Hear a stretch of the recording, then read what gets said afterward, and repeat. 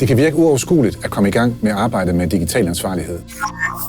Men det her D-mærke kommer ind i billedet. Det er en dansk mærkningsordning, der hjælper dig med at komme i gang, skabe overblik, men også sikre, at du får dokumenteret din indsats. I dag bør IT-sikkerhed og ansvarlig dataanvendelse være en central del af jeres forretning. For cybertrusler rammer. I bedste fald koster det dyrt, og i værste fald kan det true jeres forretnings eksistens. Men den gode nyhed det er, at der er forretningsmæssige og konkurrencemæssige fordele ved at investere i IT-sikkerhed og ansvarlig dataanvendelse. Det kan både give øget tillid, men det kan også styrke innovationen, og så kan det forbedre top- og bundlinje. Med D-mærkets gratis selvevalueringsværktøj, der får I et overblik over, hvor I skal sætte ind. Skal I forbedre jeres tekniske IT-sikkerhed? Skal der mere styring og forankring i ledelsen?